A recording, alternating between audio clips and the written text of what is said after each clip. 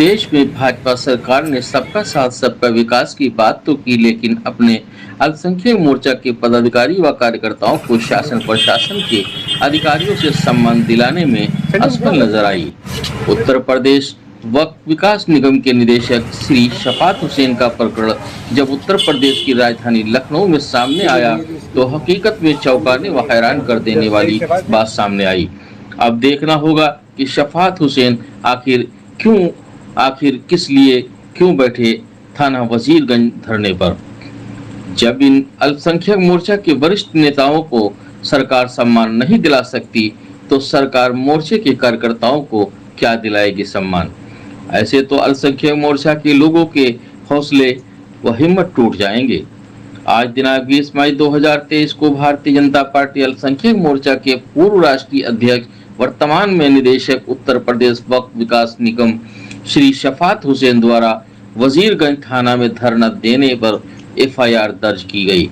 शफात हुसैन जी ने बताया कि एक व्यक्ति जिसका नाम कारी फतेहुद्दीन खान कादरी है, उसने गौरक्षा दल बना रखा है और उसकी आड़ में भोले भाले लोगों को मुकदमा दर्ज कराकर उनसे धन उगाही करता है। कारी फतेहुद्दीन खान कादरी एक आपराधिक किस्म का व्यक्ति है जिस पर लखनऊ, सीतापुर व अन्य जिलों के 9 मुकदमे दर्ज हैं। कारी फतेहुद्दीन खान कादरी द्वारा गौरक्षा दल के लेटर पैड पर शफात हुसैन व भारत सरकार में बैठे गृह मंत्री श्री अमित शाह जी का नाम भी लिख रहा है, जबकि इनमें से किसी तरह की परमिशन नहीं ली गई है। शफात हुसैन ने जब अपना नाम हटाने के लिए कहा तो उनको धमकी दी, कहा कि तुम मुझे नहीं जानते हो, मैं तुम्हें तुम्हारे घर के पास ही बम से उड़ा दूंगा।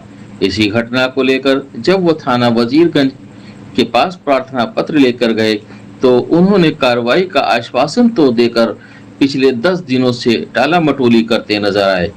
इसी बात से नाराज होकर और कार्रवाई न किए जाने की वजह से आज शाम शफात हुसैन वजीरगंज थाने में ही अपने समर्थकों के साथ धरने पर बैठ गए। तब कहीं जाकर प्रथम सूचना रिपोर्ट दर्ज की गई। अब देखना ये होगा कि जो रिपोर्ट दर्ज हुई है उस पर कोई कार्रवाई होगी भी या नहीं। कहीं ऐसा ना हो थाना वजीरगंज पुलिस लीपापोती करके प्रकरण को ही हजम कर जाए।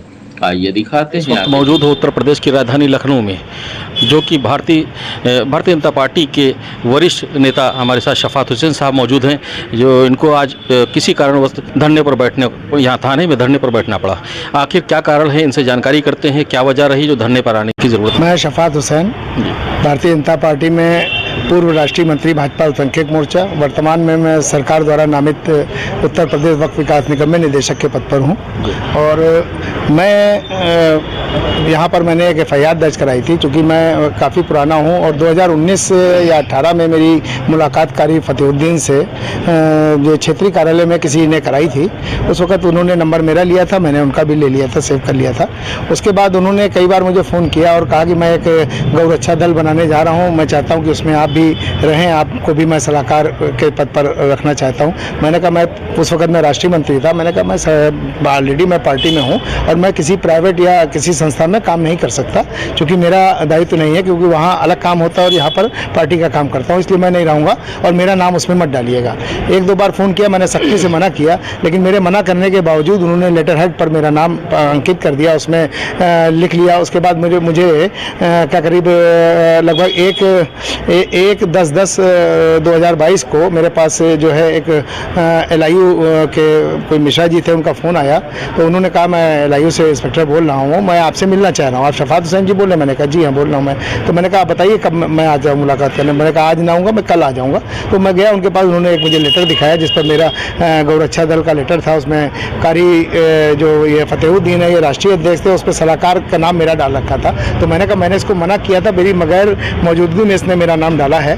तो मैंने उस वक्त मैंने एप्लीकेशन दी थी थाने में आकर के, तो उस वक्त मेरा मुकदमा दर्ज नहीं किया गया था, मामले को रफा दफा कर दिया गया था। कारी फतेहुद्दीन को डांट दिया गया था कि अब दोबारा इनके लेटर हेड का इस्तेमाल मत करना।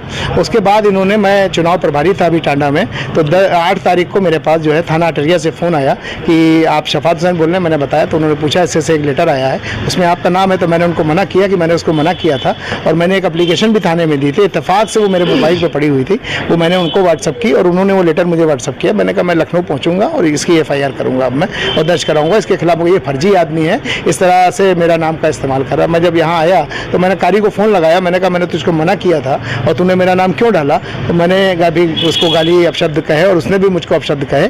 और मैं लखनऊ आता उससे पहले IGRS मुख्यमंत्री पोर्टल पर उसने मेरे खिलाफ एक एप्लीकेशन डाली जिसमें मुझे बताया कि मैं बड़े पैमाने पर गौ तस्कर हूँ।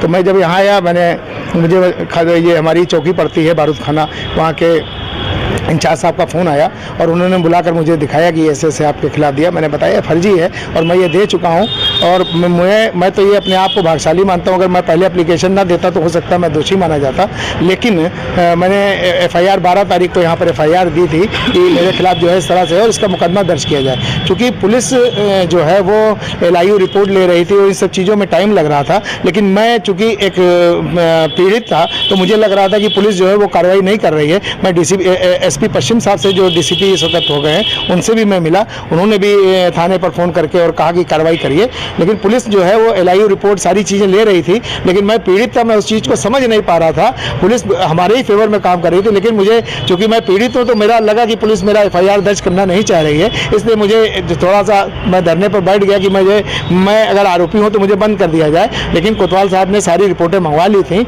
और FIR दर्ज करके आज मुझे दे दिया। मैं अपनी जो है वजीरगंज थाने से और पुलिस की कार्रवाई से संतुष्ट हूं और आज उन्होंने मुझे FIR दी थी और मैंने अपने वरिष्ठ अधिकारियों को और अपने पदाधिकारियों को सारों को बता दिया कि ये फर्जी है और ये एक आपराधिक छवि का है, उसकी अपराधी का एक रिकॉर्ड है, 9 मुकदमों का ये अपराधी है। यहाँ तक कि एक कारी जो हाफिज होता है मुस्लिम में एक सम्मान की नज़र से देखा जाता है, वो व्यक्ति 376 के मुकदमे में जमानत पर छूटा हुआ है और 9 मुकदमे आपराधिक उसके ऊपर चल रहे हैं और पार्टी के लोगों को मैंने संज्ञान में कर दिया है। अब इसके खिलाफ मुझे लगता है कि बड़ी से बड़ी इसके खिलाफ कार्रवाई होगी और बहुत जल्द ये सलाखों के पीछे होगा। और मैं आपसे फिर कहना चाहता हूं मैं पुलिस की कार्रवाई से संतुष्ट हूं, क्योंकि मैं पीड़ित था इसलिए मुझे यह था कि मेरी FIR दर्ज नहीं की जा रही, लेकिन पुलिस अपना काम कर रही थी। डायरेक्टर साहब ने कहा कि मैं पीड़ित था इसलिए मुझे लग रहा था कि कार्रवाई धीरे धीरे हो रही है, कार्रवाई से असंतुष्ट था, लेकिन मैं इस वक्त कार्रवाई से मुतमईन हो गया हूँ, संतुष्ट हो गया।